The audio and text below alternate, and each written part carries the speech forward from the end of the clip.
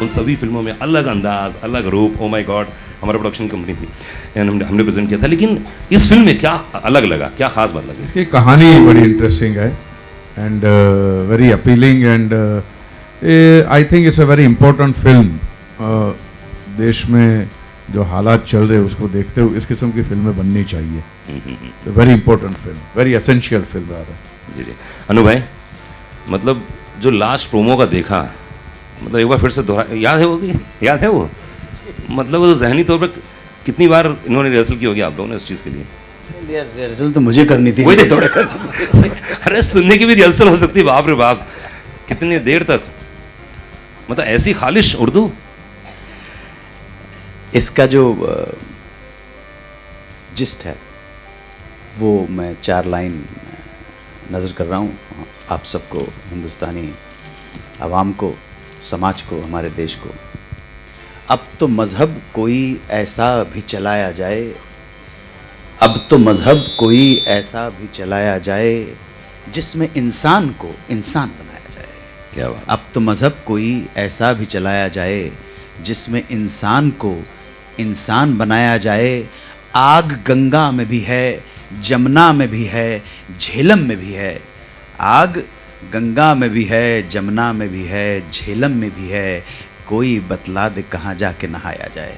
अब तो मज़हब कोई ऐसा भी चलाया जाए। इकबाल की एक बहुत पुरानी एक अशार है कि मस्जिद तो बना दी पल भर में ईमा की हरारत वालों ने। मस्जिद तो बना दी पल भर में ईमा की हरारत वालों ने। ये दिल जो पुराना पापी था बरसों में नमाजी हो ना सका। ये जिस्ट है हमारी फिल्म का। और जैसे परेश भाई ने आपसे कहा कि बहुत ज़रूरी है इस तरह की फिल्म्स सामने आए। आप बहन मल्लिका शेरावत को भी दाद दीजिए, लेकिन हम लोगों के एफर्ट को भी थोड़ा सा। बहन ने बहुत अच्छा काम किया, देखी मैंने कल फिल्म। बहन ने वहाँ हाँ बहुत क्या है, हमेशा जब मैं फवाद से मिलता हूँ तो मुझे ऐसा लगता है कि मैं ये इतना इस तरह क्यों बिहेव कर रहा है जैसे मैं इसको झापड़ मारने वाला। और मुझे लगा कि ये ज़रूर करनी चाहिए क्योंकि एक संजीदा बात कह रही है इन इट्स टोटलिटी। हालांकि अप्रोच मज़ाहिया है इसका, और मैं इस बात में विश्वास करता हूँ कि अगर कोई भी गहरी बात जो आपके दिल को छूती है वो अगर आप सुनने वाले तक पहुँचाना चाहते हैं तो सबसे पहले तो सुनने वाले का ध्यान अपनी तरफ करना पड़ेगा। और मेरे ख्याल से ह्यूमर से बेहतर कोई तरीका नहीं है to win the audience's attention. जाने भी दो यारो, 30 साल से भी ज़्यादा हो गए बने हुए, लेकिन आज भी लोग उसको देखते हैं और पसंद करते हैं। हालांकि उस वक्त हम सबको लगा था कि ये बहुत ही बेवकूफ़ी की फिल्म बन रही है, लेकिन ओवर द इयर्स हमें पता चला कि उसके वर्च्यूज़ क्या थे। मैं इस फिल्म को उस कैटेगरी में डालूँगा। और जहाँ तक भगवान में विश्वास करना का या ना करने का जो सवाल है, इसका तो डेफिनेटिव जवाब आइदर वे कभी भी नहीं दिया जा सकता। तो उस बारे में सोचना ही फिजूल है मुझे लगता है। आपको अपने ज़िंदगी के साथ अपने इक्वेशंस ढूंढने चाहिए और उन्हीं के साथ आपको जीना चाहिए। भले ही वो इक्वेशंस आपको आपका रिलीजन जो आपको बचपन से सिखाया गया है वो देता हो, या आप जिस डिसिप्लिन में हैं वो देता हो, या किसी गुरु से मिलें या जहाँ से भी मिलें। बट ये बात तो सच है जैसा कि परेश ने कहा कि हमें बांटने का काम जो है वो रिलीजन ने बहुत ही सक्सेसफुली किया है हज़ारों सालों से। चलिए साथ ही साथ मैं स्टेज में बुलाना चाहूंगा फिल्म के डायरेक्टर फवाद खान के लिए एक बार जोरदार ताली होनी चाहिए। हाँ, कॉन्फ्रेंस के साथ आओ जरा। यस, सीना फुला अजीत अंधारे साहब, सज्जाद साहब, सज्जाद चुनावाला। देखिए, जैसे नसीर साहब ने बताया कि जो फिल्म का जो ज़रिया है लोगों की अटेंशन लेने का वो मज़ाहिया है। तो अगर उस हिसाब से देखें तो जो किरदार निभा रहे हैं Paresh ji, Dharampal Trivedi, right, Dharampal Trivedi, I get confuse between Trivedi Tripathi. So Dharampal Trivedi, so Dharampal जो है वो धर्म संकट में पड़ जाते हैं, तो क्लियरली इसीलिए धर्म संकट नाम है। बट जैसे इन्होंने ऑल्सो इन्होंने और भी बताया कि भाई बड़ी संजीदगी वाली बात कही है फिल्म में, तो धर्म संकट का जो दूसरा मतलब ऑफ कोर्स निकलता है वो बात भी। तो दोनों चीज़ें उस टाइटल में है, जिस तरह से आप पढ़ना चाहें उसमें कहानी भी है और उसमें मैसेज भी है, इसीलिए ये टाइटल मेरे ख्याल से बहुत ही एप्ट है। अनु जी, आपने कहा कि प्यासी निगाहें करनी करा आपने 80s या पता नहीं किस में। आपकी निगाहों के बारे में थोड़ा बताइए, कितनी प्यासी रही उस समय और और क्या क्या कुछ करना पड़ा? आपने कहा बहुत कुछ करना पड़ा, क्या क्या था? अब मैडम वो तो एक पूरा लंबा पूरा ही आपका सेशन ही ख़त्म हो जाएगा। जाहिर है 5 दिन का काम था 9 दिन में हो गया, तो अब बहुत कुछ करना पड़ा, लेकिन गरीब को करना पड़ता है। ये तो स्टार हैं, हम तो जूनियर आर्टिस्ट की तरह आए थे और बहुत कुछ करना पड़ा मैडम, बहुत बहुत बहुत बहुत। मैं आपको बता सकता हूँ कि मेरा डायरेक्टर जो है ट्रॉली शॉट लगाता था, और ट्रॉली शॉट चलते चलते कभी कभी डायरेक्टर होते हैं ना, खुद कमेंट्री देते हैं, सो वो कहता था कि वहाँ पर लड़की है, यहाँ पर तुसी हो, ते अपना ट्रॉली लगाई है मैंने, ते ट्रॉली चुम्मी चुम्मी चुम्मी चुम्मी चुम्मी चुम्मी चुम्मी होल्ड ते चार्ज करो ऐथे बस ते जाके।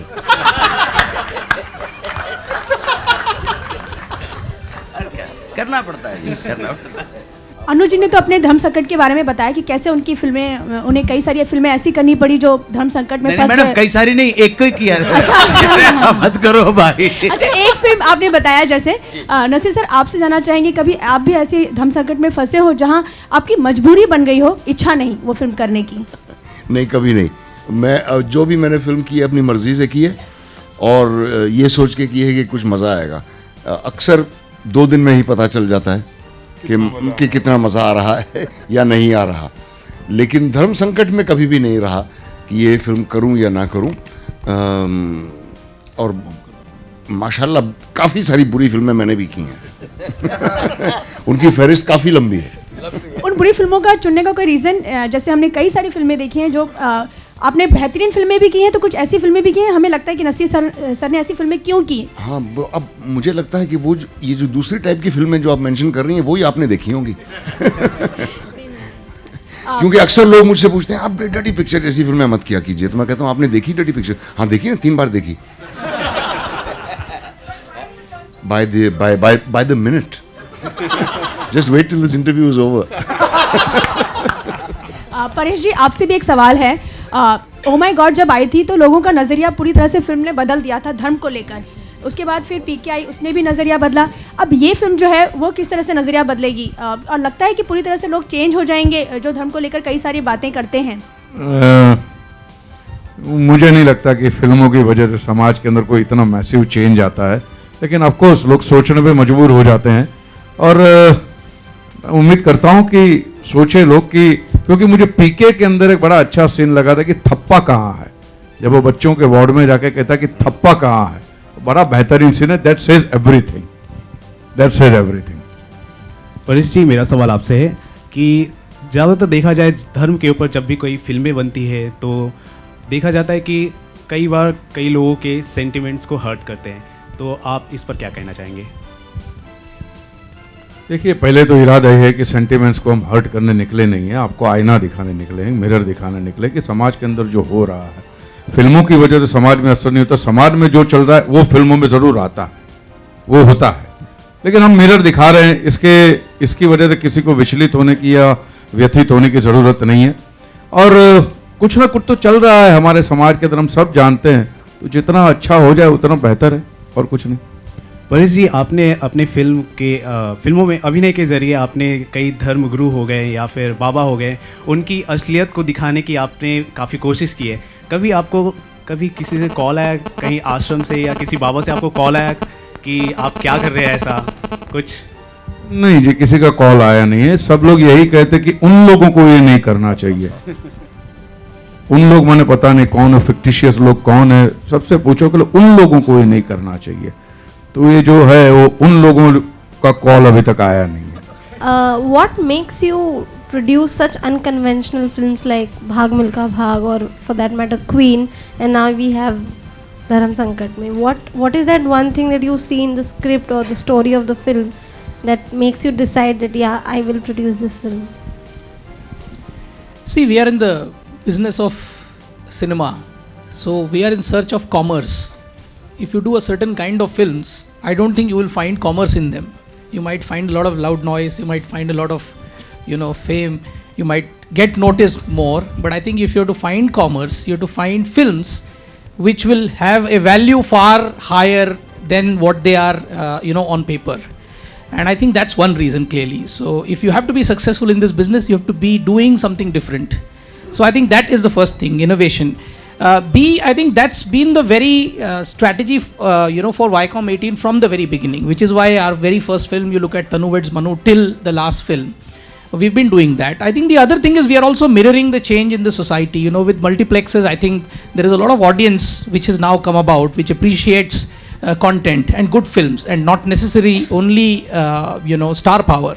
So I think that's something which excites us and motivates us to find subjects, to find, talented new people who will bring things to us and give us a new direction. And I think cinema has to do something new. I think as a creative medium, the responsibility of cinema is really to do something new, something exciting. And I think that if it is working well commercially, I think nothing better than that for the industry. अच्छा अजीत, ऐसी जो फिल्में होती हैं ये recovery point of view से मतलब कितनी वाइबल होती हैं? आई थिंक मैंने भी वही कहा कि ये फिल्में बहुत वाइबल होती हैं क्योंकि ये अपने वेट से बहुत ज़्यादा ऊपर पंच करती हैं. तो ये फिल्में सीधे देखने वालों से जुड़ने की कोशिश कर रही हैं और इनको बनाने में जिस तरह की हम बात करते हैं कि भाई अगर आप कॉस्ट की बात करें तो हम बहुत सारी जो दूसरी चीज़ों से जूझते हैं बड़ी फिल्में बनाने में, वो हम यहाँ नहीं जूझते हैं. तो इसलिए आई थिंक ये इक्वेशन जो है it works much better. And I think, as I said, commerce apart, I think the audience is also, looking for new stuff. The audience is changing, and I think we need to respond and stay ahead of that curve. And that's why such films, And I also want to mention Trignomedia. I mentioned Fuad, but I think Trignomedia also उन लोगों के लिए भी ये debut film है.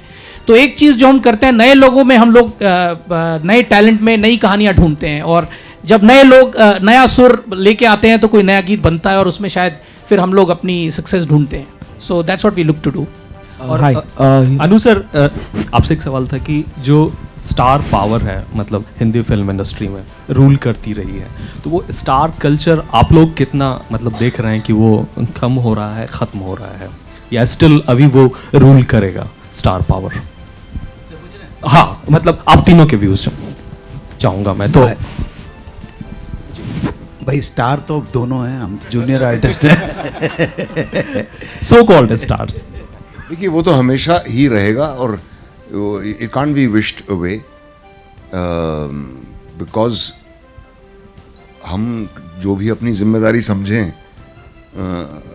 संजीदा फिल्में बनाने की, बट द फैक्ट इज़ के they are also medium of entertainment for millions of people. तो उस तरह की फिल्में तो हमेशा ही बनेंगी और अब 300 करोड़ कमा रही हैं, अगले साल 400 कमाएंगी, फिर 500 होपफुली, क्योंकि तादाद बढ़ती जाएगी और सिनेमा हाउसेस की तादाद भी बढ़ती जाएगी. जितनी जगह फिल्में रिलीज़ होती हैं वो भी बढ़ता ही जाएगा.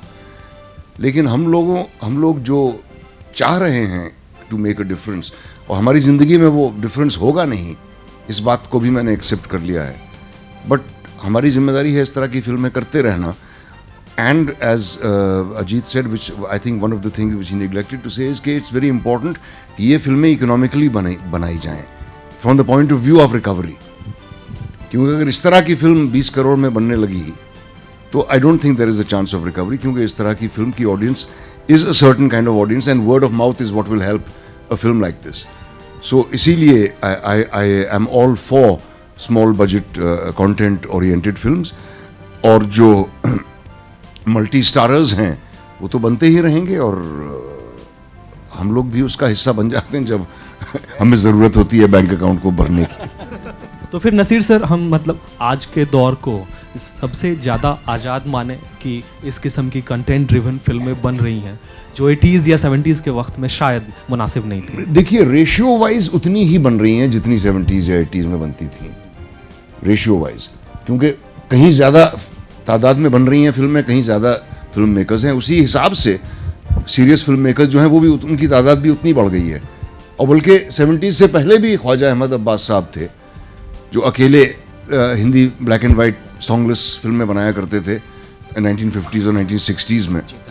चेतन आनंद साहब ने भी बनाई हैं, वी शांताराम साहब ने भी विडो री मैरिज और चाइल्ड मैरिजेस वगैरह के बारे में फिल्में बनाई हैं इन द 40s.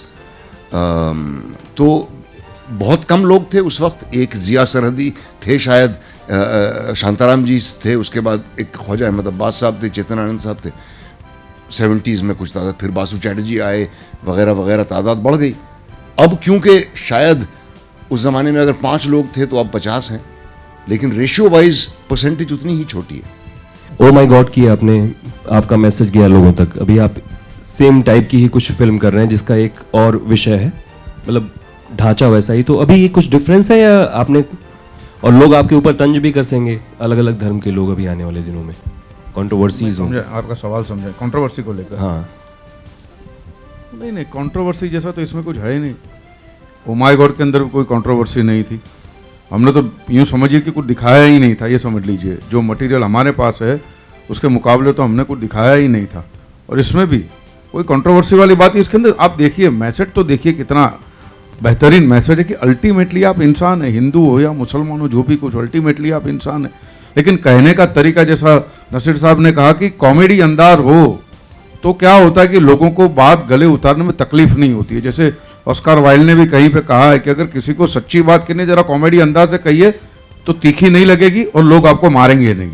तो ये एक अंदाज बयां होना चाहिए, तो वो हिसाब से है। मुझे नहीं लगता कोई कंट्रोवर्सी वाली बात है। कुछ आजकल अल्फाज होते हैं जिनको सेंसर आजकल काफ़ी सख्त हो गया है, वो छोटे छोटे शब्दों को भी बैन कर जा रहा है, तो उस पर आपकी कितनी नज़र रहेगी? नहीं, I don't agree to that, I don't agree to that. मुझे तो ये नो स्मोकिंग वाली स्लाइड से भी सख्त नफरत है। आपको अगर नो स्मोकिंग की स्लाइड रखनी है तो आप उसका प्रोडक्शन बंद करवा दीजिए, आप आईना मत पहुंचिए, मुंह धो लीजिए, ये करना चाहिए। कोई किसी का खून करता है तब कोई नोटिस नहीं आता कि किसी का खून करने से भी आपकी सेहत को खतरा पहुंच सकता है, या कोई रेप करता है तब नहीं आता नोटिस। इनफैक्ट मैं तो सोच रहा हूं कि एक फिल्म अगर कभी बनाऊंगा तो मैं हर ऐसे सीन में एक नोटिस दूंगा। हाँ। मिस्टर रावल, एक और सवाल था कि ये कॉन्सेप्ट काफी यूनिक है, तो इस विषय के बारे में कुछ बताएं कि मैं यार, मुझे पता चला कि मैं मुस्लिम था। नहीं, मजा इस बात का है कि किस तरह से पूरे प्रॉब्लम को देखा गया है, कैसा थ्रिलर बना है। एक तो या तो थ्रिलर फॉर्मेट होती है या एक कॉमेडी फॉर्मेट होती है, जिसके अंदर बात कहने में मजा आता है, इंटरेस्टिंग होती है, अरेस्टिंग होती है, उसका टेम्पो बना रहता है, स्क्रीन प्ले के अंदर भी मजा आता है। वरना क्या होता है, सीधा सीधा प्रीची हो जाता है और बोरिंग हो जाता है, क्योंकि ये बात तो बरसों से हम कहते आ रहे हैं, हमारे वहां हो तो हम सुधरे नहीं है। धर्म के नाम पे मरने मारने को तैयार है, लेकिन धर्म जो कहता है वो करने को तैयार नहीं है हम लोग। तो ये इसके अंदर जो कॉमेडी अंदाज जो है, जिस तरह से बात को रखा गया है, वो बड़ा इंटरेस्टिंग है, and that is the I think main point की फिल्म एक्सेप्ट करने के लिए। So basically, the film comes out as a comedy, and it, like a comedy's take on religion. If we have to look at it, what do you have to say about, like there are bodies like a Hindutva party, with whatever comes out, they point out at the actors, and it becomes a strategy for them, and they put some case against that. So how would you guys fight against such things, and what is your take about, like the films and movies being targeted by such bodies? It's not just films and movies, it's a whole lot of areas of free speech which are being targeted. So one has to resist that as much as possible. Hopefully there will not be any controversy over this movie, but if there is, I'm sure that all of us are willing to stand by what the film says. There's no end to it, and I just hope that we are lucky that it doesn't suit anybody's convenience to cause trouble for us, because most of the time that's what it's all about. The people who run hair saloons, you can't refer to them by the name they've been called by for hundreds of years. The people who stitch your shoes cannot be called by the name they've been addressed by for hundreds of years. Next it'll be the doctors who will say don't call us doctors. The lawyers will say don't call us lawyers. If you have a film satirizing lawyers or satirizing doctors or satirizing engineers, it's just absolutely absurd. This higher moral ground that anybody who decides to cause trouble and get his name into the newspapers, some idiot in Jamshedpur will stand up and file a case against Shah Rukh Khan. I mean, what does he hope to achieve by that except by getting his name in the papers? इसमें तड़का लगा हुआ है, इसके अंदर पूरा base line वगैरह जो treatment है, गाने का डिज़ाइनिंग है, वो बिल्कुल आज का है, और एक फील जो रखा है वो थोड़ा फोक रखा है। तो जैसे कहते हैं ना, कल्मिनेशन फ्यूजन होता है, वैसा रखा है फुल स्टेज शोज़ के लिए, ताकि स्टेज शोज़ की दुनिया में गिप्पी पाजी और हम लोगों का बढ़िया शोज़ हों, आप लोग आके हमारे शोज़ कवर करें। और एक जो गाने जिस तरीके के आपने हमारे सुने हैं, बेबी डॉल, पिंक लिप्स, चिट्टियाँ कलाइयाँ, उससे काफ़ी ये डिफरेंट है, थोड़ा अप टेम्पो है और काफ़ी अपबीट सॉन्ग है, और बहुत अच्छा इसमें परेश जी ने और इन लोगों ने बहुत अच्छा डांस किया है, उनके साथ बहुत मज़ा आया हमको ये गाना करके, इट्स गुड फन। अभी तक हमारे ज़्यादा करके फीमेल गाने आए हैं, बेबी डॉल, चिट्टियाँ कलाइयाँ, ये एक बिल्कुल धड़कता फड़कता मेल पंजाबी गाना है, जो कि पंजाब में हमारी एक्सपेक्टेशन है कि पंजाबियों को तो बहुत ज़्यादा पसंद आएगा। अब तीनों जानना था कि जब प्रोजेक्ट के सामने आया धर्म संकट का गाना गाने के लिए, तो क्या क्या आपने स्टेप सोचा था और कैसे कैसे आपने बनाया? हम धर्म संकट में फंस गए थे एक्चुअली कि हम कैसा गाना बनाएं। नहीं, लेकिन ये है कि हम लोग परेश जी के साथ ओ माय गॉड कर चुके थे और एक तमन्ना थी कि उनके साथ और भी कोई मूवी करें।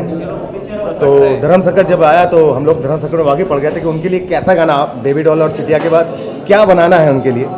तो काफ़ी अच्छी तरह कुमार पाजी ने लिखा है इस गाने को, जो लिरिसिस्ट हैं, और हम लोगों ने कोशिश की अच्छा म्यूज़िक बनाने की। और बहुत अच्छी ब्रीफ मिली थी हमको सज्जाद जी से और फुआद जी से, और इन लोगों ने हमें बहुत अच्छे से समझाया कि एक पुराना एक फोक सिंगर की स्टोरी है, उसकी फील देनी है, तो वो फील को करेक्ट हम लोग उतार पाए, क्योंकि उन लोगों ने हमको बहुत अच्छा एक बहुत अच्छा नरेशन दिया था। मतलब हमें Viacom, we are very very thankful to Viacom also, क्योंकि उन्होंने हमें इस गाने के अंदर उनका बहुत कॉन्ट्रीब्यूशन रहा कि कैसा गाना चाहिए और किस टाइप से। परेश रावल जी की फिल्म के अंदर इस टाइप का धड़कता फड़कता पंजाबी ट्रैक एक रेयर कॉम्बिनेशन था, प्लस 80s का और आज का मिलाना, तो काफ़ी धर्म संकट में थे हम। लोगों को कितना पसंद आ रहा है?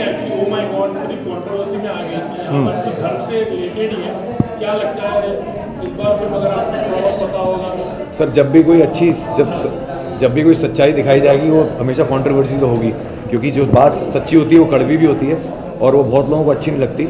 ओ माय गॉड जब हमने उसमें गाना किया था मेरे निशा हैं कहाँ, और हमें मालूम था कि बहुत एक सिंपल सा कॉन्सेप्ट है, लेकिन ये बिल्कुल सही है कि हमको धर्म के नाम पे जो हमारे पूरे देश को मिसलीड किया जाता है उसके अगेंस्ट उन्होंने एक अच्छा स्टेप दिखाया था। बहुत पुराना प्ले था।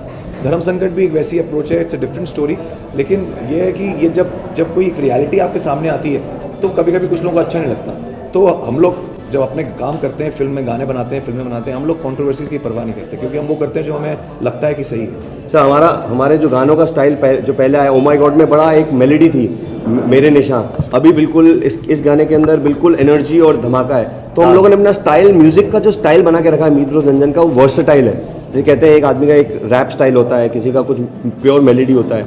हम लोगों का आने वाले समय में अगले 3 महीने में कुछ हमारे काफ़ी सारे गाने आ रहे हैं, जिसमें आपको हर गाना एक दूसरे से अलग लगेगा। काफ़ी इश्यूज हो रहे हैं, तो एज अ म्यूजिक डायरेक्टर कभी ऐसे होता है कि कोई चीज़ ऐसे कोई वर्ड होता है जहाँ पर आप गाने में यूज़ करना चाहते हैं कि वापस इसको लेकर काफ़ी ब्रेक हुआ जा रहा है, तो have you face this kind of problem actually कि कहीं पर आपको वर्ड चेंज करने पड़ रहे हैं? हमने ये हमारी एक फिल्म आई थी शराफत की तेल, उसमें हमने गाना किया था सेल्फियाँ। उसमें 2-3 चीज़ें थी जो सेंसर को ठीक नहीं लगी, तो वो हमको चेंज करनी पड़ी। लेकिन बाकी जगह जहाँ डिजिटली गाना रिलीज़ किया है वो ऐसा ही गया है। तो होता है क्योंकि हमको गाने वो बनाने पड़ते हैं। जैसे आज धर्म संकट के लिए हमने गाना बनाया है, ओ माय गॉड के लिए मेरे निशा बनाया है, कल हमारी दूसरी फिल्म आ रही है मस्ती ज़ादे, तो उसमें हमको अब क्योंकि अडल्ट फिल्म है तो हमको उसके हिसाब से गाने बनाने, सिचुएशन के हिसाब से गाने बनाने पड़ते हैं। तो जब प्रोड्यूसर्स इतना पैसा लगा रहे हैं तो हमें वो ऑनर करना पड़ता है, क्योंकि हम उनके लिए काम कर रहे हैं। और तो स्क्रिप्ट का डिमांड, स्क्रिप्ट की डिमांड है। नहीं, हम कोशिश ये होनी चाहिए, देखिए कोशिश ये होनी चाहिए कि हमारे कल्चर और सभ्यता के हिसाब से लिरिक्स लिखे जाएं, लेकिन हम अब जो ये शुरुआत होनी चाहिए स्क्रिप्ट से और प्रोड्यूसर से, कि अगर वहाँ से हमें इंस्ट्रक्शंस मिलेंगे कि नहीं आप क्लीन गाने बनाओ, तो हम हमारी इच्छा यही है, हम सबके साथ हैं कि बिल्कुल क्लीन गाने ही बनने चाहिए, हमारा ओपिनियन है। पर ये जो फिल्म्स बनती हैं ये एक सेक्शन के लिए बनती हैं। ऐसी एक सेक्शन है हमारी कंट्री में, जैसे अब ग्रैंड मस्ती ने 100 करोड़ किए थे, तो अब वो 100 करोड़ कैसे हो गए? लोगों ने जाके पैसे दिए ना फिल्म देखने के लिए। तो there is a section in our country who wants to watch these kind of films. उनको ऐसे गाने पसंद हैं, तो हमको उनको केटर करना पड़ेगा। हम उनको ये नहीं बोल सकते अरे नहीं आप तो हमारे देश के हिस्से ही नहीं है, आपका कल्चर कुछ और है। हम तो म्यूजिशियंस हैं, हमें क्रिएट करना है और हमें हर किसी के लिए क्रिएट करना है। तो जो चीज़ आपके लिए बनाई नहीं गई आप उसको ना सुनिए ना देखिए, इसलिए उस पर हल्ला मचाने की जरूरत ही नहीं है, क्योंकि वो आपके लिए है ही नहीं। लेकिन हमारी पहली कोशिश यही रहती है कि हम गाने क्लीन ही बनाएं। जैसे बेबी डॉल आप देखेंगे, बिल्कुल हैंगओवर सलमान भाई के साथ किया था, बिल्कुल क्लीन था। हैंगओवर में यूथ, तो हमारी कोशिश वही रहती है। बाकी कुछ जैसे उन्होंने बोला कि कुछ सेक्शन है वो सुनना चाहता है, तो स्क्रिप्ट वो डिमांड करती है, स्क्रिप्ट डिमांड करती है, तो गाने भी वैसे। और जहाँ तक आप इसकी बात कर रहे हैं वर्ड्स के बैन होने की, एक्चुअली इतनी हमारी भाषा इतनी वाइड है कि अब उसमें समझ अब बहुत मुश्किल है तय करना कि इसमें कौन सा वर्ड यूज़ किया जाए, कौन सा नहीं वर्ड। तो काफ़ी कॉम्प्लिकेटेड है, इट्स नॉट वेरी सिंपल, और इतनी आसानी से ये ऐसे समझ में भी नहीं आएगा। चलिए लास्ट के जाते जाते गाना गाते आपने गाया था वही टुल्ले वाली हैंगओवर सुना देते हैं हम। एक अपनी फिल्म आई थी किक, उसमें हमने सलमान भाई गवाया था, तो वो गाना हम चाहते हैं कि धर्म संकट जो 10 अप्रैल को रिलीज हो रही है, आप सब जाके देखें और उसका और उस फिल्म का जो हैंगओवर रहेगा, जो हमने सलमान भाई के लिए गाना किया था, जो हमारे दिल के बहुत करीब, वो जाते जाते हम आपको गा के सुनाएंगे। होठों पे ये दिल में रख दी दिल की बातें, समझ नहीं ये दिल इसको हम तो रह समझाते। मैंने देखा तुझे बुला के हर एक तरकीब लगा के, हर मुस्के को आजमा के, पर दिल से कभी न उतरे हैंगओवर, तेरी यादों का हैंगओवर, तेरी संकट का हैंगओवर, धर्म संकट का हैंगओवर, धर्म संकट का। आप लोग जरूर देखिएगा। Hi, this is Harmeet. Hi, this is Anjan. I am Manmeet. We are Meet Bros Anjan. और अरिजीत सिंह जो हमारे फेवरेट सिंगर हैं आज की डेट में, उनके साथ हमने अभी रिसेंटली गाना करा है दीवाना तेरा। ये गाना हम उनको डेडिकेट करेंगे उनके आने वाले शो के लिए, जो वो बहुत ज़बरदस्त शो करने वाले हैं वो। And our best wishes to him. May he rock. न जानू मैं कैसी ये बेकरारी है, शायद दिल के जाने की अब तैयारी है, तुम तेरा दीवाना मुश्किल है ठिकाना, दीवाना तेरा तुझे ही बुलाए, ये मर्जी तेरी तू आए ना आए। क्या गाया अरिजीत भाई, अरिजीत लव यू। फाटी दी, rock the show, rock the show, फाटी फाटी दिएছে, फाटी दिए शो, फट्टे चकते।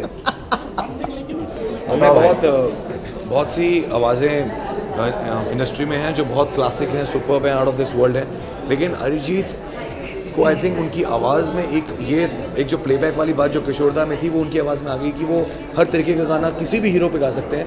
तो ये जब एक सिंगर की आवाज़ जब ऐसी एक फॉर्म ले लेती है कि वो हर किसी को सूट करने लग जाती है, तो वो सिंगर हिंदुस्तान का एक सबसे बड़ा प्लेबैक सिंगर बनता है।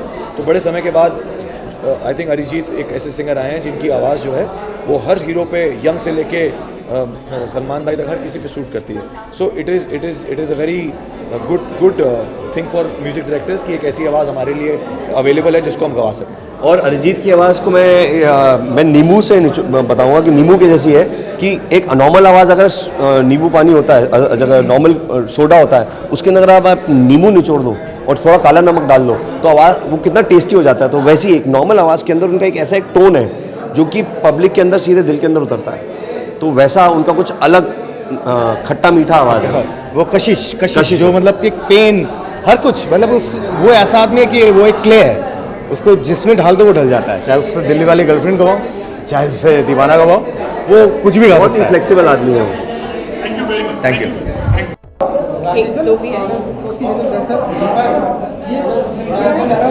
संकट की ये क्या कुछ है? ये जैसे कि आप देख रहे हैं, इस पे हमारे नील आनंद बाबा हैं जो एक नया धर्म शुरू कर रहे हैं जिसका नाम है नील धर्म। तो हम नील धर्म के बारे में बात कर रहे हैं और हम नील धर्म या नील आनंद बाबा के भक्तिनीज हैं, मैं और हेजल। और नील धर्म इनका आइडिया है, तो उसके बारे में आपको इनको पूछना पड़ेगा। बट या हमारी फिल्म में नसीरुद्दीन शाह साहब जो हैं वो एक बहुत ही इम्पोर्टेंट कैरेक्टर प्ले कर रहे हैं जिसका नाम है स्वामी नीलानंद।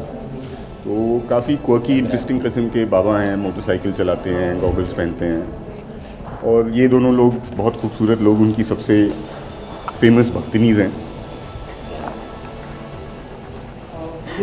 जी आप बताइए। You can talk. लुक के बारे में तो सब नील आनंद है, तो हर चीज़ नील है, नील। और क्या बताऊँ?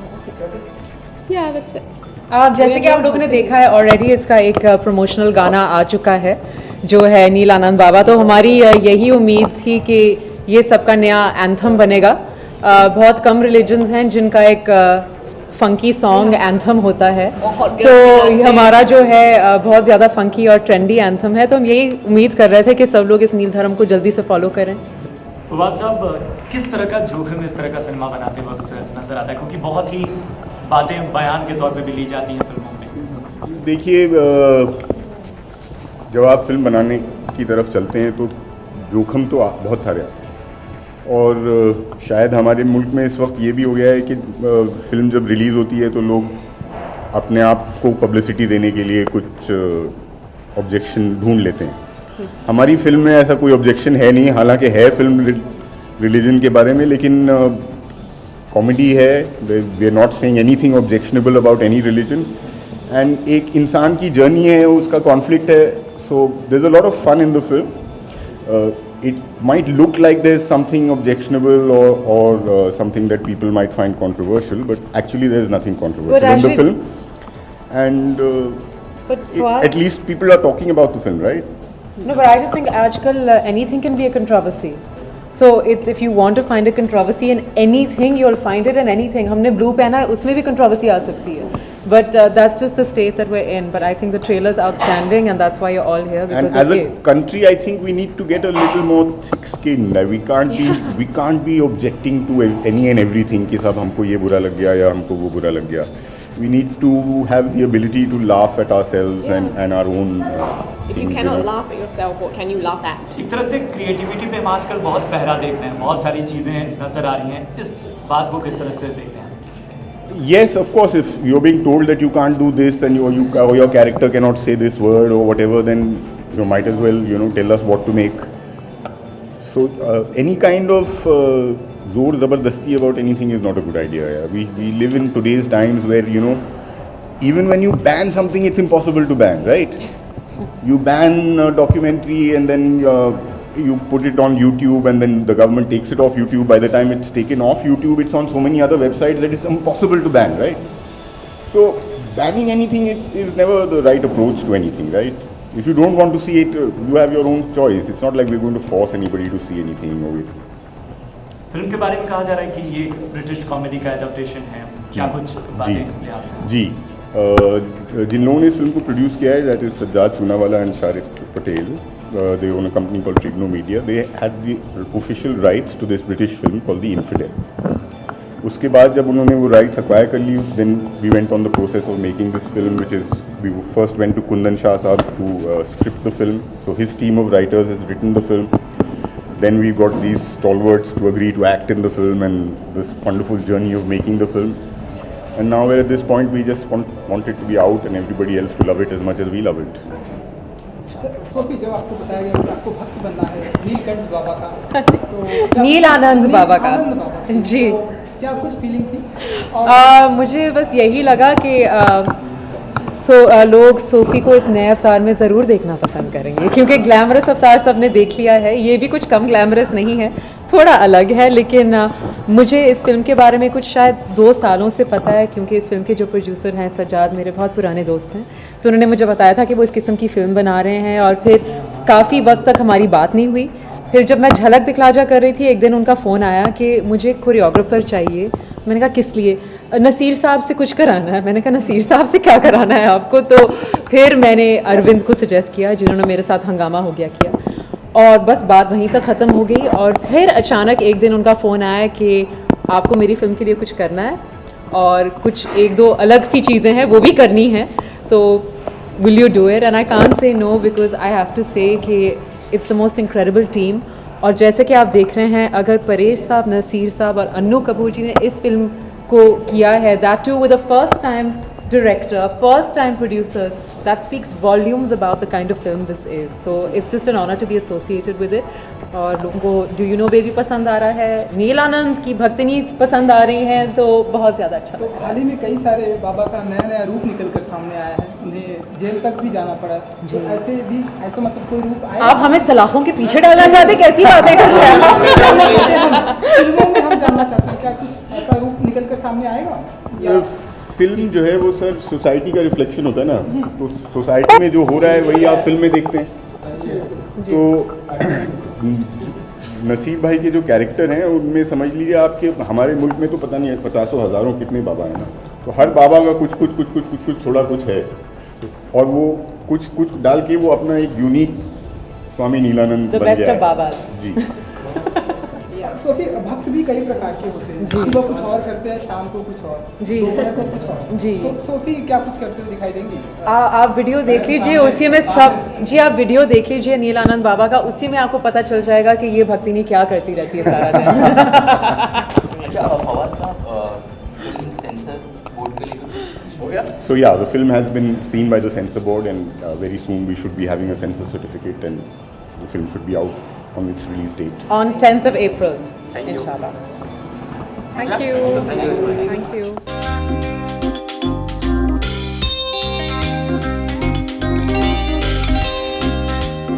ये मूवी सिर्फ धर्म के बारे में नहीं है, ये मूवी एक पर्सनल इंडिविजुअल के बारे में, उसकी आइडेंटिटी क्राइसिस के बारे में। तो ये ज़रूरी नहीं है कि आप इसको धर्म के हिसाब से इंटरप्रेट करें, वो तो आपको देखना पड़ेगा और डिसाइड करना पड़ेगा कि आपको क्या लगता है इस बारे में। बट हाँ, it is about God's man a little bit. मेरा परसेप्शन ये है कि सारा देश आजकल धर्म संकट में है। सोशली पॉलिटिकली जो हो रहा है वो एक बात, लेकिन इंडिविजुअल्स को भी अपने आप को धर्म के साथ आइडेंटिफाई करना पड़ रहा है। तो उससे अलग होके एक इंसान क्या चीज़ होता है, वो इस मैसेज का, इस मूवी का मैसेज है, और वो ये बहुत ज़रूरी है हमारे लिए आज। सर जी एक क्वेश्चन है, महाराष्ट्र गवर्नमेंट ने एक रूल अप्लाई किया है कि यहाँ मुंबई में जितने भी मल्टीप्लेक्स थिएटर हैं 6 से 9 उसमें मराठी मूवी दिखाया जाए, आपका क्या कहना है? जी मुझे लगता है कि लोकल कल्चर को प्रमोट करना कोई बुरी बात नहीं है।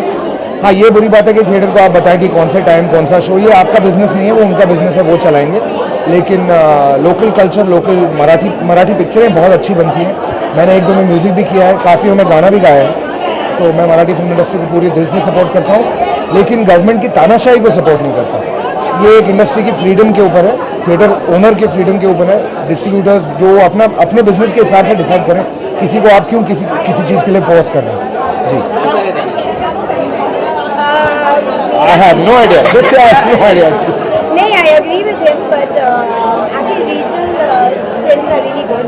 So Marathi films are actually doing really well. So it's nice to support them. But as far as making someone do something, that's something I wouldn't want to talk about.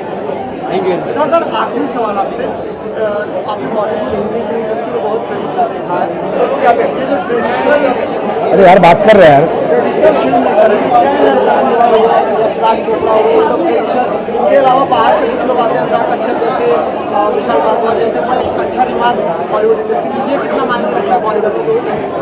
मैं आपको question ही नहीं समझा, लेकिन मैं ये कहना चाहूँगा कि सब अच्छे फिल्म बनाते हैं, चाहे वो ट्रेडिशनल बॉलीवुड प्रोड्यूसर्स हों। कोशिश सबकी यही रहती है कि अच्छी फिल्म बने। कोई ऐसा सुबह को उठ के बोलता है आज मैं गंदी पिक्चर बनाऊंगा, ऐसा तो नहीं होता ना। सबके मन में यही होता है कि अच्छी पिक्चर बनाएंगे, लोगों को पसंद आएगी, लोगों का मनोरंजन होगा, तो सबका मकसद वही है। और अच्छी बात है कि बाहर से भी लोग आते हैं, अच्छी बात है कि जो ट्रेडिशनल प्रोडक्शन हाउसेज हैं वो भी अच्छा काम कर रहे हैं। जय हिंद, थैंक यू। तीनों काफी लोग काम कर रहे हैं, क्या अच्छे से काम कर रहे हैं, आपका क्या कहना है?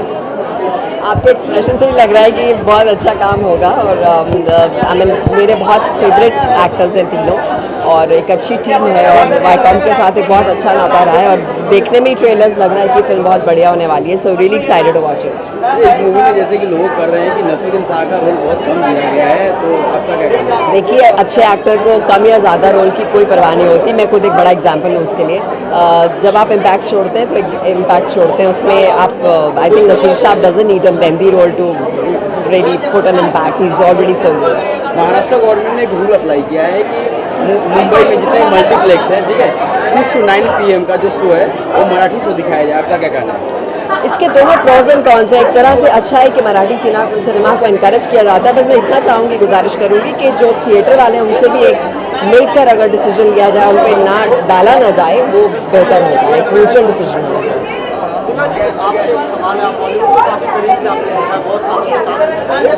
ट्रेडिशनल फिल्म मेकर होते हैं जैसे यशराज चोपड़ा पड़ जाते हैं, उनके अलावा बाहर से अनुराग कश्यप जैसे लोग आते हैं, विशाल भारद्वाज जैसे, वो एक नया रिवाज खड़ा करते हैं बॉलीवुड, लेकर आप क्या करते हैं?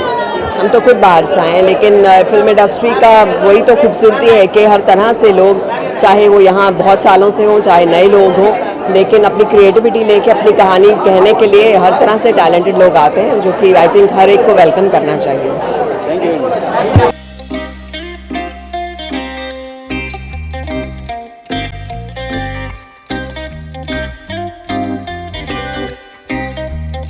वासु दीदी से धर्म संकट क्या कहना है? अरे इतने अच्छे कलाकार हैं यार, इन सबके तो फैन है हम, इन्हीं को देख के बड़े हुए हैं, एक्टिंग सीखा है इनको देखते देखते, तो इनकी पिक्चर है तो ऐसा मौका मिल रहा है फ्री में देखने का, ऐसे महान दिग्गज कलाकारों का काम देखने का, तो इसलिए आ गया मैं। और मेरी दोस्त है हेजल कीच, बहुत अच्छी दोस्त है मेरी, तो वो भी है गाने में, तो उसने इन्वाइट किया कि आओ मेरी फिल्म देखो, तो इसलिए आ गया।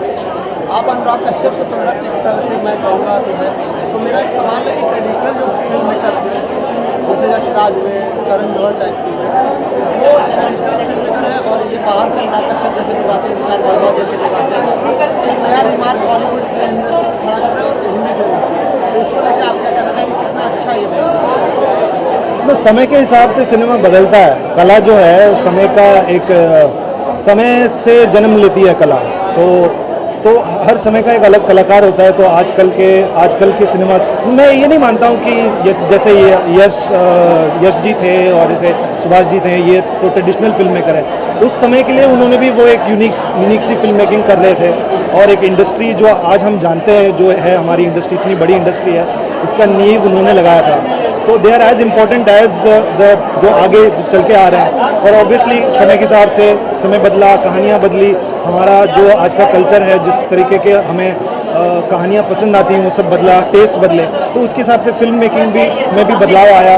जैसे राम गोपाल वर्मा जी ने वो बदलाव लाया, इंडस्ट्री को बदला, सत्या इतनी बड़ी हिट हुई थी, तो उसके बाद अनुराग जी आए, फिर विशाल जी और भी नए जैसे विजय नाम्बियार जैसे डायरेक्टर हैं, तो ये सब एक इस फिल्म को एक फॉरवर्ड डायरेक्शन में लेके जा रहा है, अच्छी बात है।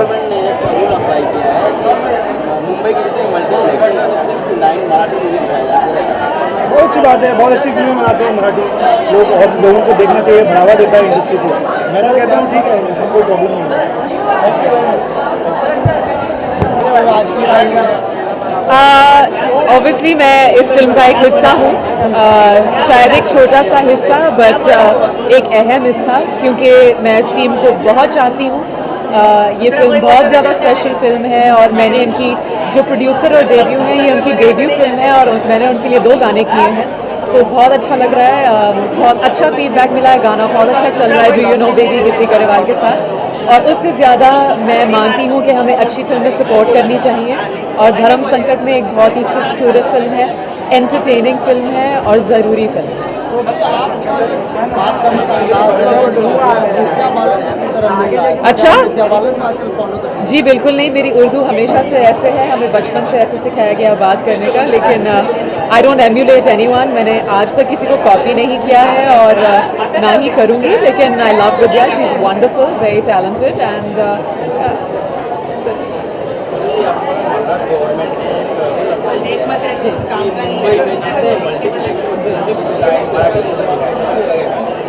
जी देखिए, मुझे लगता है हमें हर किस्म का सिनेमा सपोर्ट करना चाहिए, हर किस्म की मूवीज सपोर्ट करनी चाहिए। मुझे लगता है हमारे गवर्नमेंट को फिल्म इंडस्ट्री को ज़्यादा सपोर्ट करना चाहिए, ना कि टाइम और एक स्लॉट इम्पोज करना चाहिए। अगर वो वाकई मदद करना चाहते हैं तो न सिर्फ हिंदी फिल्म इंडस्ट्री, लेकिन मराठी फिल्म इंडस्ट्री को भी एक अच्छा सा ग्रांट दिया जाए, एक अच्छा सा इंसेंटिव दिया जाए, दैट्स द रियल हेल्प।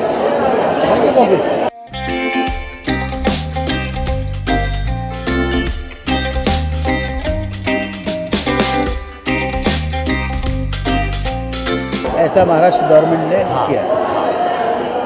हाँ, अच्छी बात है ये, जो रीजनल सिनेमा है, और बल्कि ये कहना चाहिए कि जो मीनिंगफुल सिनेमा है, ना सिर्फ रीजनल, ना सिर्फ मराठी भाषा का, या कर्नाटक में कर्नाटक भाषा का, या पंजाब में पंजाबी भाषा का, जो सार्थक सिनेमा है, जो नॉन कमर्शियल अप्रोच के साथ जो फिल्म बनाई जा रही है, सिनेमा बनाया जा रहा है, उसको सरकार की तरफ से प्राथमिकता देना अच्छा कदम है, लेकिन इसमें कोई राजनीति नहीं होनी चाहिए। जेन्युइन ईमानदारी की भावना हो कि सचमुच हम ये राजनीति के स्वार्थ से परे हटकर हम एक अच्छे सिनेमा को, जो सार्थक सिनेमा है, जो एक कमर्शियल अप्रोच के साथ नहीं बनाया गया, ऐसे सिनेमा को हम प्राथमिकता देना चाहते हैं। अच्छे काम को देना चाहते हैं। सिनेमा ही क्यों, इसके अलावा भी बहुत सारे एवेन्यूज़ हैं जिनकी तरफ गवर्नमेंट को बहुत ज़्यादा ध्यान देना चाहिए, ऐसी चीज़ों को आगे बढ़ाना चाहिए। मनोज जी, हमारे हिंदुस्तान में बार बार धर्म को लेकर कुछ न कुछ नए कॉन्सेप्ट आते रहते हैं। हाँ। तो ये फिल्म क्या मैसेज देगी सोसाइटी को, क्या रूप लेके, किस तरह का धर्म का रूप इसमें नजर आएगा? ये फिल्म वैसे तो मैंने देखी नहीं है, लेकिन क्योंकि इसमें काम किया है, स्क्रिप्ट मैं जानता हूँ, तो इस फिल्म के माध्यम से मेकर्स मानव धर्म की बात की तरफ इशारा करते हैं कि मानवता ही सबसे बड़ा धर्म है। वही वाली बात है, अब तो मज़हब को ही ऐसा भी चलाया जाए जिसमें इंसान को इंसान बनाया जाए, तो उस तरह की मुद्दों की तरफ। हम बार बार क्यों बात करते हैं धर्म की? हम क्यों, हिंदुस्तान में क्या ऐसी बात है जो बार बार धर्म की ही बात करते हैं? हिंदुस्तान ही नहीं, ये पूरी दुनिया धर्म की मारी हुई है। और बरसों पहले धर्म या परमात्मा का कॉन्सेप्ट, जो भगवान का, गॉड का, अल्लाह का जो कॉन्सेप्ट आया, वो भय की अवस्था से वजह से आया। भय और लालच। भय मतलब नरक और लालच, ग्रीड मतलब स्वर्ग। सो भय और लोभ ही हर धर्म का आधार रहे हैं। धर्म शायद इसी वजह से खोजा गया होगा, और धर्म और किसी भी धर्म ने भय और लाभ का अस्त्र इस्तेमाल नहीं किया हो, ये कोई धर्म क्लेम नहीं कर सकता। No religion can claim. Thank you very much. इस तरह का कॉन्सेप्ट की पिक्चर बनना स्टार्ट हो गया, आपने भी रहस्य बनाई और आने वाले कल में आपको पिक्चरें लाइनअप है। ये जो पिक्चरें बन रही है इसके बारे में क्या कहना चाहिए धर्म? ये जो पिक्चर बन रही है, जैसे पहले ओ माय गॉड भी बनी, फिर पीके भी बनी, अभी धर्म संकट में है। ये इंडिया में जो अंधविश्वास है और धर्म को लेके जो अंधाधुन गलत काम होते हैं, उनके खिलाफ हैं ये तीनों पिक्चरें। तो ऐसी पिक्चर जो है हमारे समाज के लिए काफ़ी मायने रखती हैं, और क्योंकि सिनेमा इतना पावरफुल मीडियम है कि लोग अक्सर सिनेमा को देख के इन्फ्लुएंस होते हैं, तो ये ऐसी फिल्में बन रही है, अच्छी बात है। आप कंट्रोवर्सी में हर बार फंस जाते हैं, आने वाली फिल्म में क्या कंट्रोवर्सी होने वाली है? हाँ, आने वाली फिल्म में पिछली फिल्मों से भी ज़्यादा बड़ी कंट्रोवर्सी होने वाली है। उसका खुलासा मैं अभी नहीं कर सकता, अभी कुछ दिन आपको रुकना पड़ेगा। जब वो फिल्म की अनाउंसमेंट होगी तो मैं आपको बताऊंगा। नाम अभी अनटाइटल्ड है, नाम उसका टाइटल नहीं है। बस इतना आपको एक क्लू दूंगा कि वो भी एक सच्ची घटना पे आधारित है। एक केस है, एक कोर्ट केस, हाई कोर्ट में केस है, बॉम्बे हाई कोर्ट का केस है, उसके ऊपर आधारित है, और ये सच्चे केस पर आधारित है, ये कहूँगा। धर्म को लेकर क्या टेक है? यार, धर्म एक बहुत अहम चीज़ है, बहुत महत्व चीज़ है, और जितना कम बोलो धर्म के ऊपर उतना बेहतर है। बोलने की जरूरत नहीं है, यकीन करो बस। ये मूवी में देखकर जो परेश रावल का कैरेक्टर लोगों को काफी पसंद आ रहा है। ये मूवी देखा हम लोग ने, हाँ। परेश रावल का कैरेक्टर काफी लोगों को बहुत पसंद आ रहा है, तो आपका क्या कहना है? यार, अभी तक देखी नहीं पिक्चर, मगर जितना प्रोमोज मैंने देखा तो मुझे प्रोमोज बहुत अच्छा लगा, बहुत पसंद आया। तो और वैसे मेरा दोस्त की पिक्चर है, तो उनको सपोर्ट देने के लिए मैं आया हूँ। महाराष्ट्र गवर्नमेंट ने एक रूल अप्लाई किया है कि 6 to 9 PM जितने मुंबई मल्टीप्लेक्सेस में मराठी मूवी दिखाया जाए, आपका क्या कहना है? इसमें मेरी राय, पहली बार मैं सुन रहा, आज अखबार नहीं पढ़ा। आपका सजेशन क्या? आपका सजेशन शायद अच्छी बात, अगर लोगों को पिक्चर देखना है तो देखने दीजिए यार। मराठी फिल्म, चाहे मराठी या हिंदी कोई भी हो, देखने दीजिए, कोई नहीं।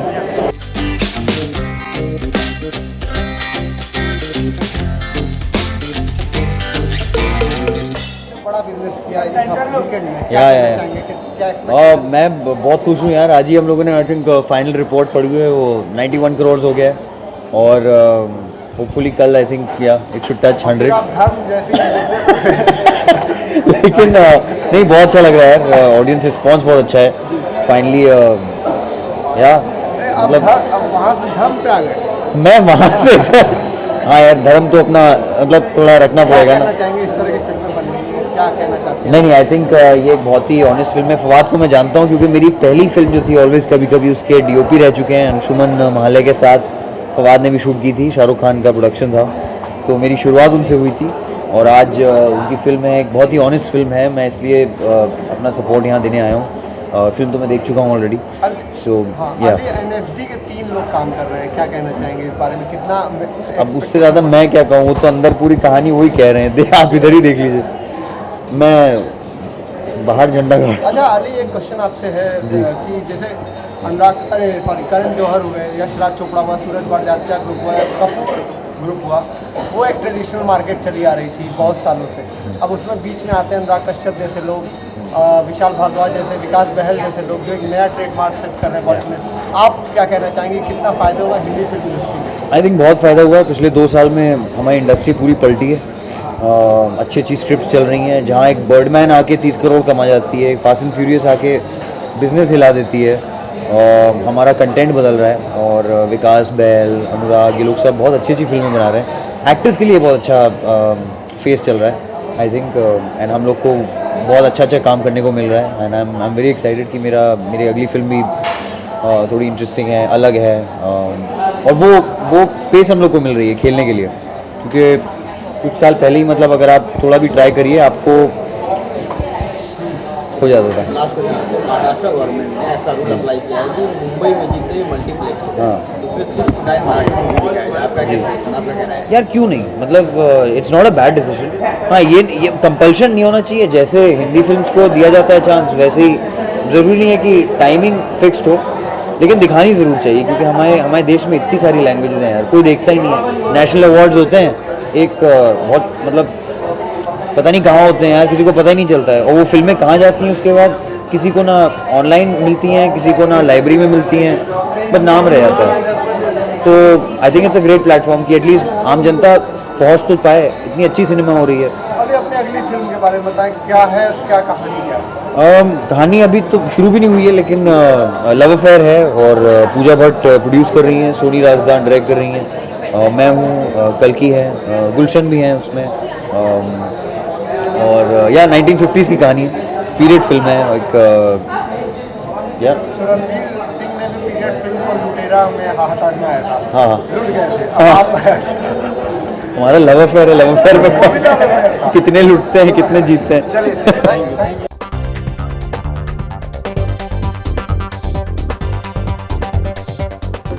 स्टार्ट करूंगा कि धर्मांतरण को लेकर धर्म के ऊपर कई पिक्चरें और बन रही हैं, पीके आई, ओ माय गॉड आई, अब ये एक नई पिक्चर, क्या कहना चाहेंगे इसके बारे में? मैं ये तो नहीं कहूँगा कि बहुत सारी बन रही हैं। ओ माय गॉड और पीके मेरे ख्याल से 2 साल में 2 बनी है, तो इसको तो बहुत ज़्यादा तो नहीं कह सकते आप। मतलब ट्रेंड एक चल रहा है कि बन रही है। अरे भाई 2 साल में 2 फिल्में बनी हैं, इसको आप ट्रेंड कहते हैं? It's not a trend. और यानी कि इस धर्म पे फिल्म बनाने में तो हम लोग सब डरते हैं, क्योंकि पता नहीं कौन खड़ा होकर बुरा मानने लगे कौन सी बात पे। अब हमने बहुत ख्याल रखा है कि कहीं भी किसी मज़हब पे उंगली नहीं उठनी चाहिए, किसी मज़हब के ऊपर तंज नहीं होना चाहिए, किसी का मजाक नहीं उड़ना चाहिए। हम लोग जो धर्म के जो व्यापारी हैं उनका मजाक उड़ा रहे हैं इस फिल्म में, और जो लोग मज़हब को अपने फ़ायदे के लिए इस्तेमाल करते हैं उनके ऊपर तंज है इसमें। और परेश सर, आपसे जानना चाहूँगा, क्या कहना चाहेंगे आप? ओ माय गॉड में भी रोल इस तरह का आपने किया, इस पिक्चर में भी, तो इस पिक्चर में आप अपना रोल के बारे में थोड़ा सा हमें ब्रीफ करें। ओ माय गॉड का रोल डिफरेंट है। ओ माय गॉड का इस फिल्म से कोई लेना देना नहीं है, ये बात पहले समझ लीजिए, क्योंकि ओ माय गॉड के पार्ट 2 बनने वाली है। इस फिल्म के रोल के बारे में धर्मपाल त्रिवेदी मेरे किरदार का नाम है, जो बंदे को अचानक पता चलता है कि वो हिंदू नहीं है, वो मुसलमान है, उसका बाप कोई और है। वो बाप को मिलने की, बाप पे खोज की जो खोज है उसकी, उसी की कहानी है। सर, कोई ऐसा मोमेंट अपने लाइफ में कभी आया हो कि आप धर्म संकट में पड़े हो? ऐसा कोई मोमेंट मेरी लाइफ में आया नहीं। अनु सर, आप क्या कहना चाहेंगे आप इस फिल्म के बारे में? आपका किरदार मुस्लिम कैरेक्टर है, उसके बारे में कुछ बताएं। जी, मैं जब ये ज़रा संकट में पड़ जाते हैं, इनको ऐसा लगने लगता है कि इनको अपनी मुसीबत सॉल्व करने के लिए एक ऐसे साथी दोस्त की तलाश है जो इनको इस्लाम और के बारे में बता सके, तब ये दोस्त का सहारा लेते हैं। ये मेरा कहना है। परेश सर, मैसेज क्या दे रही है सोसाइटी को ये पिक्चर? मैसेज क्या दे रही है सोसाइटी? मैसेज यही दे रही है कि आखिरकार हम इंसान हैं, कोई हिंदू या मुसलमान, लेकिन पहले तो हम इंसान हैं, वही मैसेज दे रही है। सर, आप बताएं, आपके हिसाब से क्या मैसेज दे रही है? स्क्रिप्ट जितना पढ़े, देखिए फिल्म मैंने देखी नहीं, फिल्म तो अभी 10 अप्रैल 2015 को रिलीज़ होगी, लेकिन जितना भी स्क्रिप्ट का जो निचोड़ समझ में आया है, जो स्क्रिप्ट जिस तरफ इशारा करती है वो मेरी समझ के साथ ऐसा लगा है कि धर्म ने, मज़हब ने इस कैफियत के साथ स्टार्ट किया होगा कि वो लोगों को जोड़े, लेकिन धर्म अब जोड़ने का नहीं तोड़ने का काम कर रहा है। तो कितना इम्पैक्ट ये चीज़ें डालती हैं आम आदमी के ऊपर? बहुत इम्पैक्ट है। धर्म तो हमेशा से आम आदमी का एक बेचारा सहारा रहा है बगैर जाने हो। और अगर आप मुझसे पूछेंगे तो मैं तो कहूँगा कि ये परमात्मा का या जो भी कॉन्सेप्ट है, गॉड, अल्लाह, ईश्वर का, वो तो एक परसेप्शन है, उसका रियलिटी से कुछ नहीं है। तो इसको हाथ डालने के लिए इसके ऊपर काफ़ी स्टडी करना पड़ता है हर धर्म को लेकर के, कहीं ये विडम्बना पार ना लेके जाए कि किसी को ठेस पहुँचे। तो इस तरह से ये जब ये आपके सामने सब्जेक्ट आया तो किस तरह से आपने सोच किया था कि भाई इसको, क्योंकि थिन लाइन होता है काफ़ी सा, और उस थिन लाइन को मेरे ख्याल से बहुत अच्छी तरह से नेगोशिएट किया गया है स्क्रिप्ट में। कहीं पर कोई ये इल्ज़ाम नहीं लगा सकेगा इस फिल्म पर कि हमारे मज़हब का मजाक उड़ाया गया है, क्योंकि जो बातें कही गई हैं वो बिल्कुल सच्ची हैं, दुरुस्त हैं, और हर एक मन ही मन में सहमत होगा इन बातों से। Last question. Thank you very much.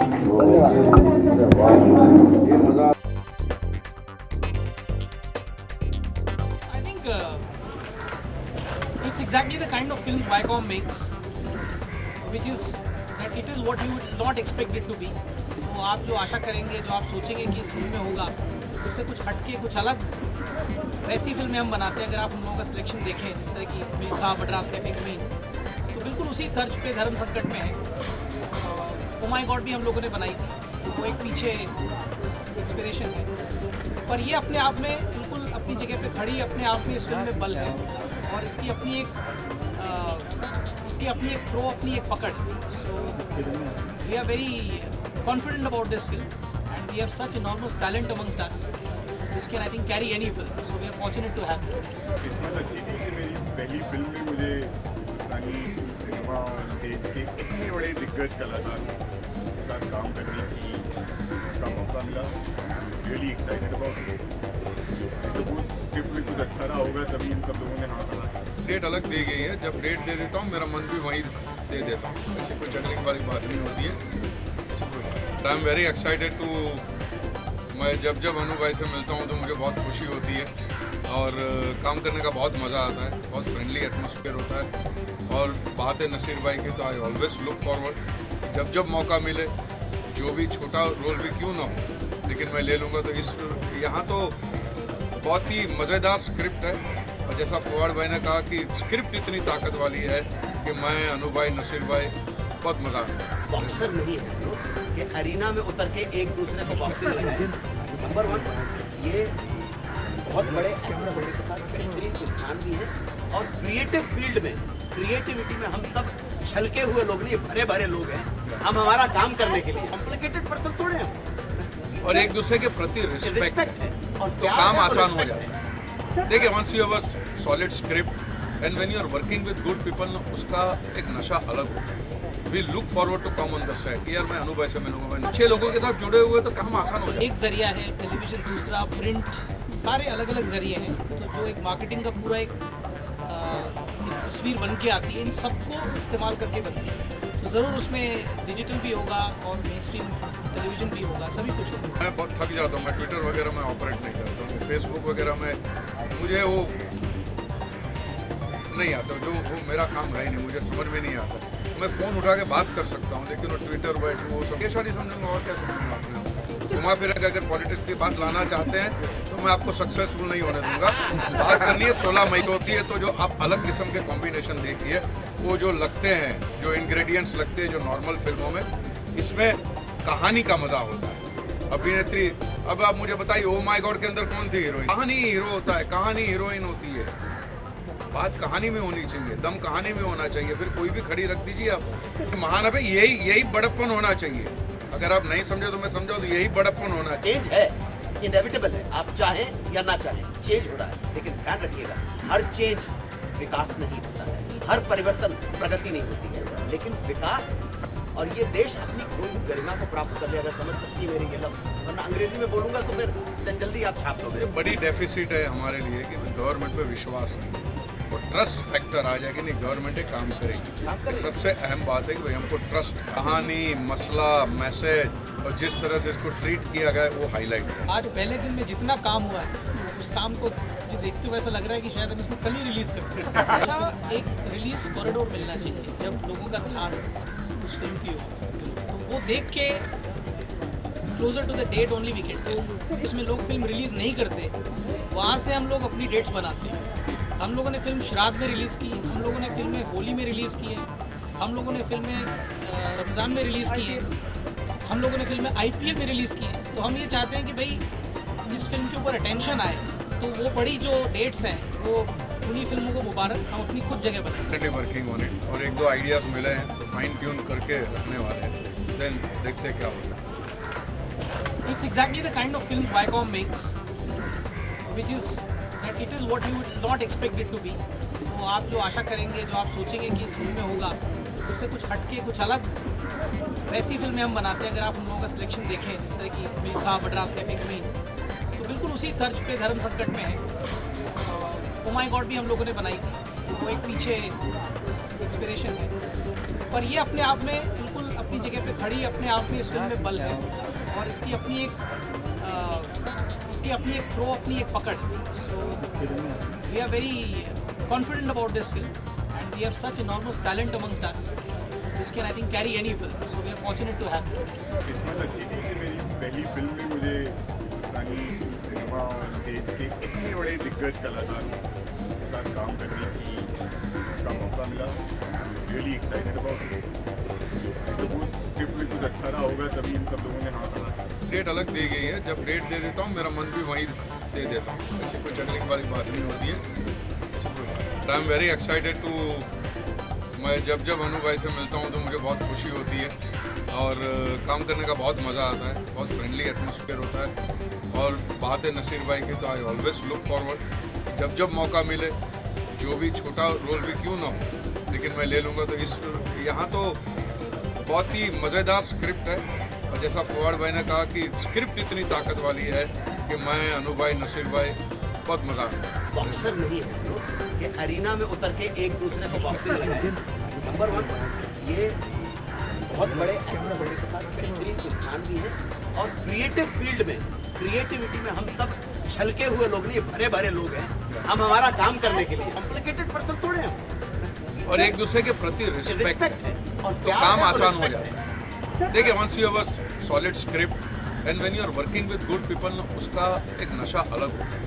We look forward to come on the set. यार मैं अनु भाई से मिलूंगा, मैं अच्छे लोगों के साथ जुड़े हुए तो काम आसान हो जाता है। एक जरिया है टेलीविजन, दूसरा प्रिंट, सारे अलग अलग जरिए हैं। तो जो एक मार्केटिंग का पूरा एक तस्वीर बन के आती है, इन सबको इस्तेमाल करके बनती है। तो ज़रूर उसमें डिजिटल भी होगा और मेन स्ट्रीम टेलीविज़न भी होगा, सभी कुछ होगा। मैं बहुत थक जाता हूँ, मैं ट्विटर वगैरह में ऑपरेट नहीं करता हूँ, फेसबुक वगैरह में मुझे वो नहीं आता, जो वो मेरा काम है ही नहीं, मुझे समझ में नहीं आता। मैं फ़ोन उठा के बात कर सकता हूँ, लेकिन वो ट्विटर बैठ वो सब कैसा नहीं समझूंगा और क्या समझूंगा आपने। घुमा फिरा के अगर पॉलिटिक्स की बात लाना चाहते हैं तो मैं आपको सक्सेसफुल नहीं होने दूंगा।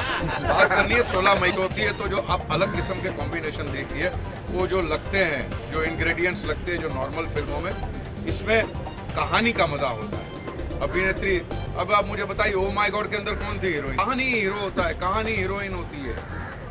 बात कहानी में होनी चाहिए, दम कहानी में होना चाहिए, फिर कोई भी खड़ी रख दीजिए आप। महानवे यही बड़प्पन होना चाहिए।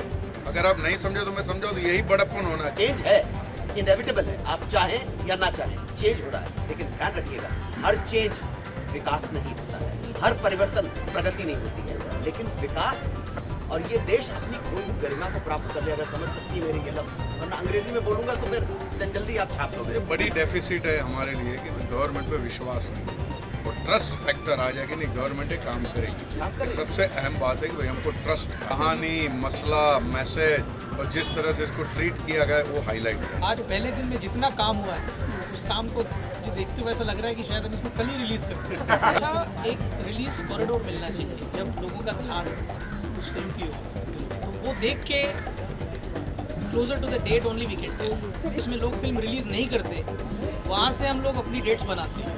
हम लोगों ने फिल्म श्राद्ध में रिलीज़ की, हम लोगों ने फिल्में होली में रिलीज़ की हैं, हम लोगों ने फिल्में रमज़ान में रिलीज़ की हैं, हम लोगों ने फिल्में IPL में रिलीज़ की हैं। तो हम ये चाहते हैं कि भाई जिस फिल्म के ऊपर अटेंशन आए, तो वो बड़ी जो डेट्स हैं वो उन्हीं फिल्मों को मुबारक हम अपनी खुद जगह बनाएं। वर्किंग ऑन इट और एक दो आइडियाज मिले हैं तो फाइन ट्यून करके रखने वाले हैं, देन देखते हैं क्या होता है।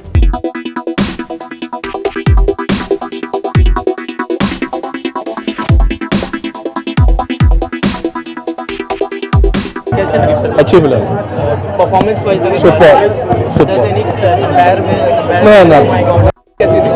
Paresh Rawal is the best. अच्छा, क्या ये सिमिलर थी ओ माय गॉड से? काइंड ऑफ, या। ओके, अनु कपूर और नसीरुद्दीन शाह की परफॉर्मेंस कैसे है? हार्डली कुछ रोल था, so it was okay. 3 probably. It was strictly okay, not that great. But Paresh Rawal probably a 2.5. Yeah, he was dragged very much. It could have. Oh my God, was way good. It was amazing. No comparison at all. Performances were good, but I think Paresh Rawal was the best. Others were okay, strictly. It was good. It was good. Paresh Rawal was very good. Anu Kapoor also was brilliant. Naseeruddin Shah didn't have much of a role. It was good though. It was dragged. was the comparison with Oh My God? Oh My God was much better, but it was a good concept, new. 2.5. Thank you. Performance किसके? Performance तो परेश रावल का ही कमाल का लगा, क्योंकि lead character तो वही है, ऐसा ही उसमें लगा। और नसीरुद्दीन को भी दिया हुआ एक टिपिकल रोल दिया हुआ है, और वो रोल जो भी देते हैं वो अच्छा ही करते हैं। कमाल के आर्टिस्ट वो भी लगे, और अन्नू कपूर भी कमाल है। बहुत लोगों की ये परफॉर्मेंस बहुत ही अच्छी थी। ओ माय गॉड अलग है, और ये मुझे लगता है उससे भी अच्छी है। ओ माय गॉड तो इसके सामने कुछ भी नहीं है। 4.5 देने चाहिए। It is good. It's good. It's gripping. Yeah, it gripped me for 2 hours, at least 2 hours 40 minutes movie, but it was gripping. It was quite gripping. Performance कैसे लगी आपको? Yeah, Paresh Rawal is good. Anu Kapoor, no doubt, he is at the same level of Paresh Rawal and Naseeruddin Shah. It's very good. Okay, अनु कपूर की अगर बात करें तो उनकी performance अच्छी लगी आपको, एंड कहीं आपको ये ओ माय गॉड से सिमिलर लगी? Not really. Trust me, not really. A lot of people will, try to compare it with Oh My God and then PK and all. But trust me, for me, it is completely different movie. ये different movie है, इसमें message अलग है। Religious के ऊपर है, of course yes, but message अलग है, सो इट्स नॉट। ओके, तो कहीं भी किसी रिलीजियस सेंटिमेंट्स को हर्ट नहीं किया गया? मुझे तो नहीं लगा, क्योंकि मेरा मेंटालिटी बहुत ओपन है। मेरे काफ़ी सारे फ्रेंड्स हैं जो लोग मुस्लिम है, क्रिश्चियन है, हिंदू है, पारसी है, सो मुझे तो नहीं लगा। तो बहुत अच्छा मैसेज दिया है। बहुत अच्छा मैसेज है। ओके, म्यूजिक कैसा लगा आपको? या it was Gippy Grewal's return back, yes, very good, very good. कितने सा देंगे आप 5 में से? 4, of course 4 out of 5। Thank you so much, thank you.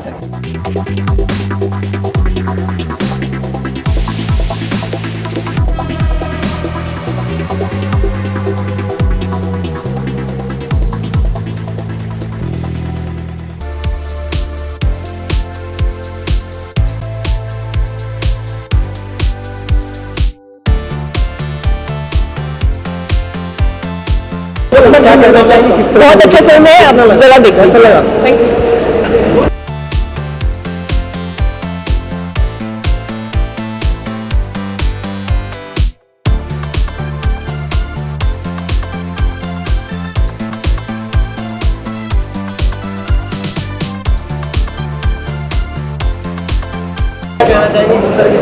हम सबसे यही कह रहे हैं कि धर्म संकट में एक बहुत ही एंटरटेनिंग फिल्म है, फुल पैसा वसूल फिल्म है। इट्स अ कॉमेडी, लेकिन देखने के बाद मैं ये भी आपसे कह सकती हूँ कि दिल को छू जाती है।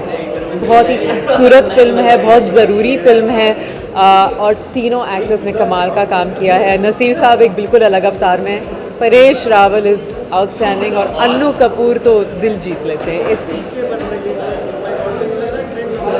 नहीं, इट्स नॉट। आई थिंक हमारा ये बहुत ही अजीब आइडिया है कि बस अगर धार्मिक फिल्म है तो ओ माय गॉड की तरह हो गई है, ऐसा कुछ नहीं है। अलग टॉपिक पे बनी है, और ये जितनी भी फिल्में हैं वो एक ही अच्छा मैसेज प्रीच करती हैं कि ऊपर वाला एक ही है, रास्ते अलग हैं लेकिन ऊपर वाला एक ही है।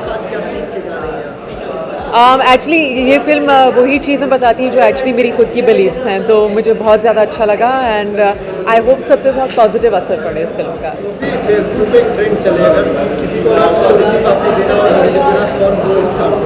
हाँ जी, पॉजिटिव स्टार, नेगेटिव स्टार, हाँ या